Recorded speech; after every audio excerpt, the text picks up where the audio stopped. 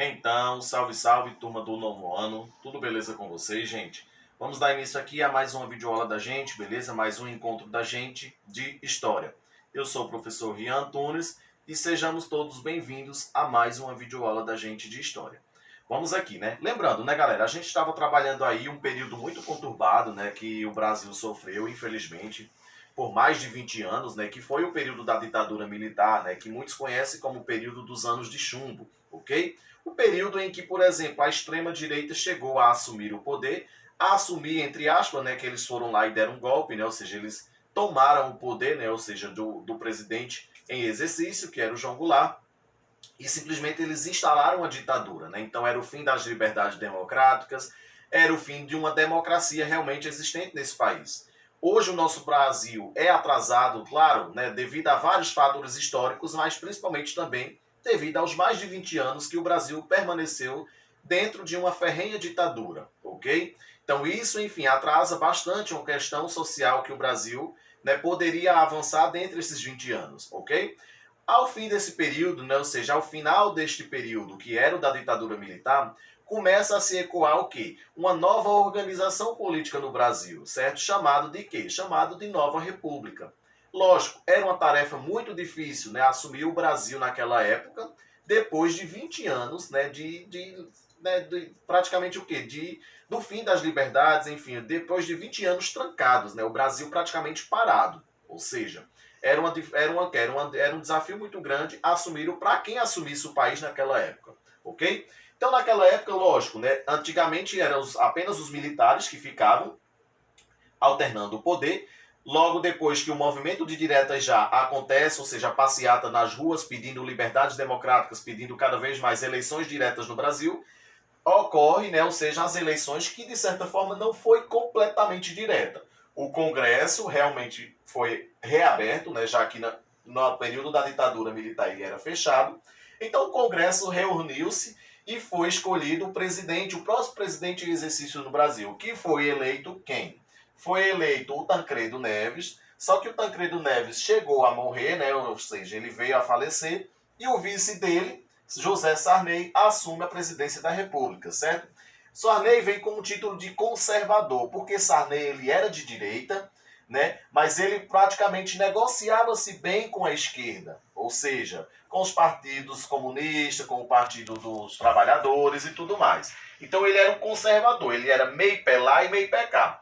Né? Ou seja, eles se comunicavam bem, ou seja, com a esquerda. Né? A gente sabe que diante dos processos históricos, a gente sabe muito bem que a esquerda sempre se deu muito bem com a direita, nas negociações políticas. Né? Não já, por exemplo, a esquerda não conversa muito bem com a extrema-direita, né? Porque a extrema-direita a gente sabe que é só tiro, porrada e bomba, é só violência. Ou seja, tanto é que Sarney, nesse período, promove a Constituição de 1988, conhecido por muitos como Constituição Cidadã, pelo fato dela realmente aderir cada vez mais às liberdades democráticas, às liberdades religiosas, às liberdades de crença no Brasil. Ou seja, dá cada vez mais o que? Voz às pessoas menos favorecidas, às pessoas menos necessitadas e tudo mais. Então a Constituição de 1988 realmente ela merece esse título, né, de Constituição Cidadã, porque ela realmente obedece aos princípios de uma cidadania. Né? É também caracterizado nesse período de Nova República a era dos planos econômicos. Começava-se praticamente o quê? Tinha que começar a organizar o Brasil, já que o Brasil viveu em constantemente o quê? Atraso, devido aos vários anos de ditadura. Então é nesse período que começa a troca da moeda, por exemplo, o Brasil deixa de ter o cruzado e passa a ter um cruzeiro, certo? Valorizando cada vez mais a nossa moeda, aproximando ela cada vez mais ao dólar. Ou seja, é nesse período também que os movimentos e os partidos políticos de direita começam cada vez mais a entrar em exercício, né? Ou seja, a gente vê que chega Fernando Collor, né? Ou seja, um Fernando Collor de Mello com o início do neoliberalismo, ou seja, as privatizações de empresas, cada vez mais para o capital estrangeiro. O Collor, junto com o Fernando Henrique Cardoso, eles tinham cada vez mais essa política, né, de vender cada vez mais o Brasil para o estrangeiro. Porque sinônimo de desenvolvimento era sinônimo de industrialização, era sinônimo de privatização. começa a surgir, por exemplo, a polarização entre PT e PSDB, certo? Então, por exemplo, a gente tem a disputa política de Fernando Collor de Mello versus Lula, né, na década de 90. Lógico, a imprensa apoiava bastante o Fernando Collor, Lula chega a perder, enfim, devido a várias polêmicas, né, ou seja, várias reportagens em que passavam muito a questão de Lula, a questão de vários, enfim, atentados terroristas que a mídia falava que o Lula promovia. Então, logo em seguida, o Fernando Collor assume, né, porque Lula perdeu.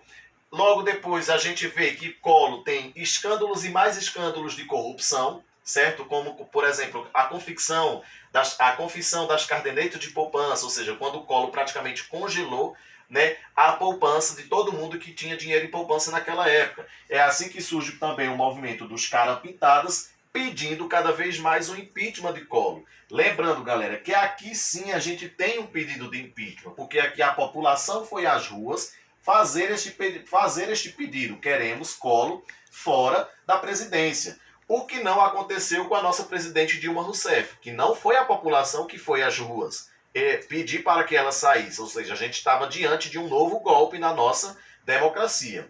Logo depois entra o Fernando Henrique Cardoso, certo? Aqui já de 92 a 2002 fica o Fernando Henrique Cardoso, certo? Fernando Henrique Cardoso versus Lula. Novamente, Lula perde novamente, ou seja, Lula estava perdendo pela terceira vez. Uma para Collor, duas para Fernando Henrique Cardoso, já que Fernando Henrique Cardoso, novamente com o apoio da mídia, principalmente da Rede Globo de televisão, se reelege, fica sendo o primeiro presidente reeleito no período de eleições diretas, ok?